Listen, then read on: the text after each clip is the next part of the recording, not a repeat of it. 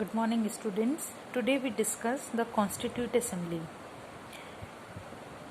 संविधान बनाने का काम संविधान सभा ने किया. The drafting of the document called the Constitution was done by an assembly of elected representatives called the Constituent Assembly. Elections to the Constituent Assembly were held in July 1946. जुलाई 1946 में संविधान सभा के लिए चुनाव हुए और संविधान सभा की फर्स्ट मीटिंग हुई दिसंबर 1946 में. अब 14 अगस्त 1947 को इंडिया पाकिस्तान का बंटवारा हो गया. दैट्स वाई हमारी कॉन्स्टिट्यूट असेंबली का भी डिवाइडेशन हो गया था. The constitute assembly that wrote the Indian constitution, इसमें 299 मेंबर्स थे. द असेंबली अडॉप्टेड, संविधान सभा ने संविधान को अडॉप्ट किया 26 नवंबर 1949 को, बट ये काम में आया था 26 जनवरी 1950. टू मार्क दिस डे, इसी वजह से हम 26 जनवरी को रिपब्लिक डे मनाते हैं. अब है कि हम why should we accept the constitution made by this assembly more than 50 years ago. हमने उसे 50 साल यानी कि जब संविधान बनाया गया तब से हम उसको एक्सेप्ट करते आ रहे हैं. तो उसके कुछ कारण हैं. Constitution does not reflect the views of its member alone, केवल ये अपने मेंबर्स के ही व्यूज़ को नहीं दिखाता. It express a broad consensus on its time, ये अपने उस समय के कंसेंस को भी दिखाता है. Many countries of the world have had to rewrite their constitution afresh because the basic rules were not accepted to all the major social group और पॉलिटिकल पार्टी. यानी जो संविधान बनाया गया है, तो ये संविधान जो है इसे हम क्यों एक्सेप्ट करें. तो पहला रीज़न ये दे रहा है कि जो संविधान है वो सिर्फ उनके मेंबर्स के विचारों को नहीं दिखाता है, ये एक ब्रॉड कंसेंस को दिखाता है. अपने उस समय में जो चल रहा था उस कंसेंस को दिखाता है. Second reason for accepting constitution is that the constitute assembly, कि जो कॉन्स्टिट्यूट असेंबली थी वो इंडिया के लोगों को रिप्रेजेंट कर रही थी. देयर वॉज नो यूनिवर्सल, संविधान सभा जो थी बेटा, उसका इलेक्शन जो हुआ था वो इनडायरेक्ट हुआ था, यानी इंडिया के पीपल्स ने उसको नहीं चुना था. तो संविधान सभा जो थी वो इनडायरेक्टली चुनी गई थी. There was no universal adult franchise, कोई यूनिवर्सल एडल्ट फ्रेंचाइजी नहीं थी. So the constitute assembly could not have been chosen directly by all the people of India. It was elected by the members of the existing provisional legislature that we mentioned above.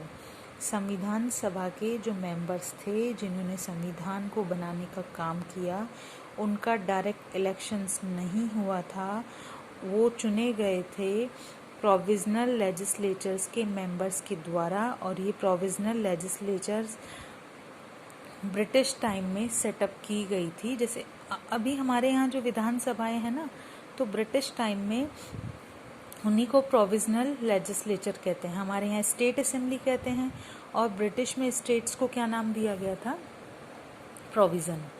This ensure a fair geographical share of members, यानी इसमें संविधान सभा में सभी geographical areas को according to population fair share दिया गया. The assembly was dominated by Indian National Congress. इस कॉन्स्टिट्यूट असेंबली में कांग्रेसी सबसे ज़्यादा थे, but the Congress itself include a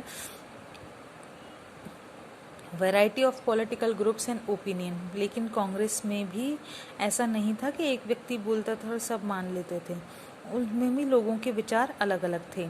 the assembly has many members who did not agree with the Congress. संविधान सभा में ऐसे बहुत से मेंबर थे जो कांग्रेस से एग्री नहीं थे.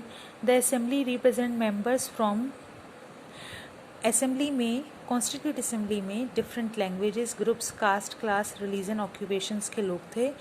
Even if the constitute assembly was elected by universal adult franchise. देखो ये कितनी अच्छी बात कर रहा है कि अगर संविधान सभा जो है, कॉन्स्टिट्यूट असेंबली जो है, यूनिवर्सल एडल्ट फ्रेंचाइज के ज़रिए भी बनती तो भी would not have been very different, तो वो ऐसी ही बनती, यानी अलग नहीं होती. Finally the manner in which the Constituent Assembly worked gives finally the manner in which the constituted assembly worked gives sanctity to the constitution, यानी संविधान सभा ने जिस तरह से काम किया ये बहुत बखूबी काम था। Constituted assembly worked in a systematic, संविधान सभा ने सिस्टमैटिक, ओपन और कंसेंसुअल मैनर, यानी बहुत ही तरीके से खुले रूप से और विचार विमर्श करके काम किया। संविधान बनने से पहले ही कुछ बेसिक प्रिंसिपल्स डिसाइड कर लिए गए थे ड्राफ्टिंग कमेटी के द्वारा, जिसके चेयर अध्यक्ष थे B.R. अम्बेडकर। इसके अलावा संविधान में क्लॉज बाय क्लॉज, यानी हर एक क्लॉज पे डिस्कशन, डेलिब्रेशन हुआ। डेलिब्रेशन 140 डेज तक कंटिन्यू चला, यानी 3 सालों में 114 दिन तक ये लोग लगातार मिले। हर एक डॉक्यूमेंट को संविधान सभा के सामने प्रेजेंट किया गया। अच्छा, अब मोस्ट इम्पॉर्टेंट कि संविधान सभा में जो भी डिस्कस हुआ उसको रिकॉर्ड किया गया। अगर आज भी आप लोग चाहें तो संविधान सभा की जो बातें हैं, जो वहाँ पे डिस्कशन हैं, जो डेलिब्रेशंस थे, उन्हें हम आज भी सुन सकते हैं, क्योंकि एक बुक यानी जो जो वहाँ डिस्कस हुआ उसकी ऑडियो रिकॉर्डिंग भी है।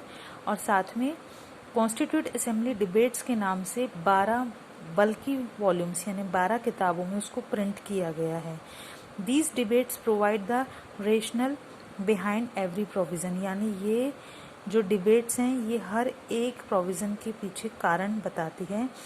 These are use to interpret the meaning of constitution. इस वजह से हम संविधान का मीनिंग समझते हैं। तो जो हमारी संविधान सभा थी उसने बखूबी बहुत अच्छा काम किया। इनडायरेक्टली चुने होने के बावजूद भी वो उतनी ही फेयर बनी जितनी उसे होना चाहिए था। अगर एडल्ट फ्रेंचाइजी भी होती तो भी वो वैसी ही बनती जैसी वो बनी हुई थी। तो और साथ में ही संविधान सभा ने बहुत फेयर तरीके से काम किया, हर एक चीज़ को रिकॉर्ड किया और इसे 12 बल्कि वॉल्यूम्स में पब्लिश किया गया। तो यहाँ पे हमारी यूनिट 3.3 कंप्लीट होती है।